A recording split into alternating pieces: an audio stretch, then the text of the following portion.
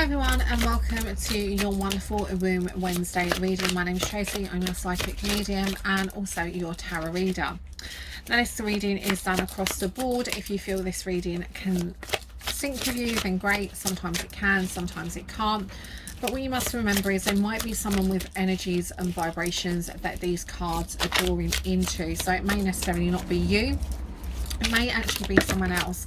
And also as well, if you want a more specific one-to-one reading, then you by all means give me contact or my DM message and we can book you in for that one-to-one reading. Now the cards for this week so far are giving me 2 cards at a time. So before we delve into it as well, if you find that any of these cards trigger anything because they may touch in health concerns or mental health issues, please speak to your GP at all times. And also as well, this is across a board reading, so as I say, it may sync with you, it may not. So we've got the 5 of Wands here, so this is kind of a battle of wits, and we've got the Knight of Cups, who's really about taking your time, really, don't steam into it. So the 5 of Wands is about conflict, but it's about conflict which is just so pathetic. It's like no one's got any organisation skills, no one knows which direction they're going in, no one knows actually what the fucking hell's going on, to be honest with you. It's a card of disarray. It's like, it's a card that if you, I mean, I'm going to try and find it in a traditional pack because this pack doesn't really show it, so I'm just going to look at my traditional pack and I'll show you what I mean. Because these are like sort of everyone's arms are up in it, but let me have a look at the traditional back. And some of you guys may know what it is, but it always gets me really. So this is the traditional one, okay, of the 5 of Wands. Now what gets me is what's really interesting, and I love the details of the traditional back, is like he's got it around his head. So he's got his one around his head, he hasn't got a clue what's going on, he's just holding his up in the air. This one's hitting that one on the head. That one looks like he's got 2, and this one looks like he's looking at his mobile phone. Obviously he didn't have that back in the day, but do you know what I mean? There's no structure. It's just a disarray. It's just everything's going off and no one has a fucking clue why they're arguing, you know what I mean? And the majority of the time when I get this card, it's mainly with family. I always think this is family or friends, you know, like sort of you've got a group of friends and there's gossiping, and it's like this one's telling that one and this one's going, oh, I didn't know she'd done that, and I didn't know he'd done that, and all of a sudden they're like, oh, well, she told me this, and he's, you know, it's just pathetic. It's a real pathetic card, in all honesty. It's one of the most, I find, pathetic cards of the pack, because it's just like everyone's in conflict but no one knows what they're doing, or no one knows who started it, or no one wants to admit who started it, and no one really wants to take responsibility of it. So that to me is very much about the Knight of Cups coming in, because he's very much a stable card. He's very much a knight of honor, and this is just pathetic. This is just, I would say, don't get involved in this situation, this conflict. Don't get involved, because it's like, you know, it's like something is in the 5 of Wands is like rows, arguments, conflicts, fighting, disagreements. No one's ever going to agree. You know, some people disagree to agree. You know, it's just sometimes what you need to do is take, like the knight, the higher ground. And I don't really get drawn into conflicts. I've never been a conflicts person anyway.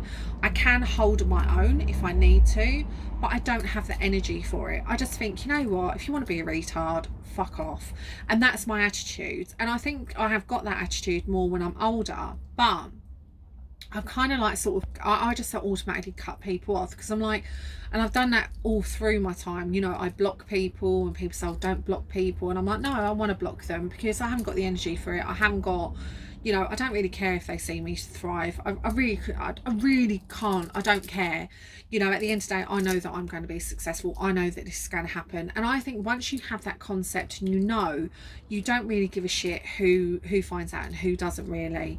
And it's kind of like sometimes we can have this conflict with people can get us involved in things, and it's just a waste of our energy. It's just irritation, it's a frustration, you know, because it loses control, you know, it goes out, it kind of like sort of, people get defensive, they get like sort of, and sometimes what you find with people as well is they have to put in, I think, you know, I can be sarcastic, and they say that's the lowest form of wit. However, the most pathetic form of wit, I find, or the pathetic, is little digs.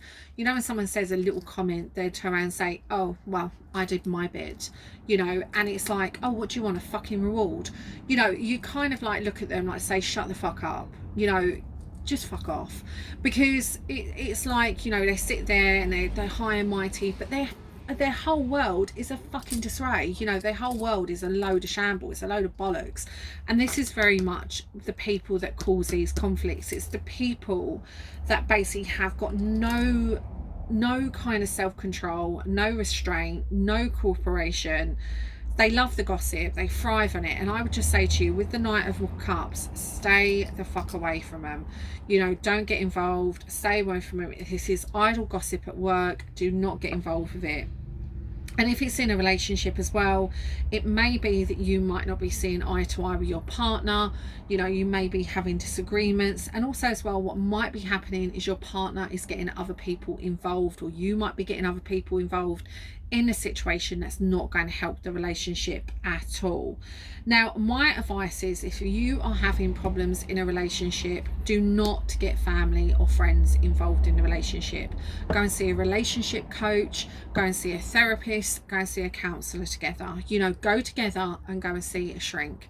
Go and see someone who can actually help you on a professional level, because no matter how great of interest, no matter how great of, you know, love someone can come from, when it comes to our relationships, when it comes to us, people love gossip. They love to rattle the cages, they love to know what's going on, they love to know in the ins and outs of a duck's backside, because in all honesty, it gives them time away from their own life and their own bullshit. So, you know, it is about, you know, having that mature level at the moment, you know, not coming across aggressive, not coming across, you know, disagreements in a relationship happen.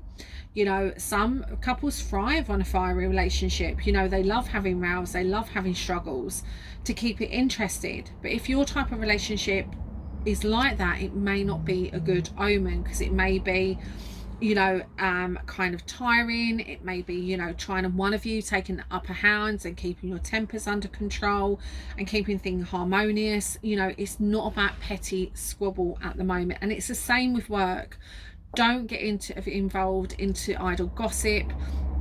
Now, it might be really hard, and it might be really hard at work that you kind of get, you know, you want to be in with a clique, you want to be in with a crowd, you want to be in with the cool gangs, you want to be in with the people that know the people, but sometimes it's best to just stay away from it. Sometimes it can leave you isolated. It can leave you a bit like, oh well, you know, no one talks to me and no one has any dealings with me because I don't really get involved with them.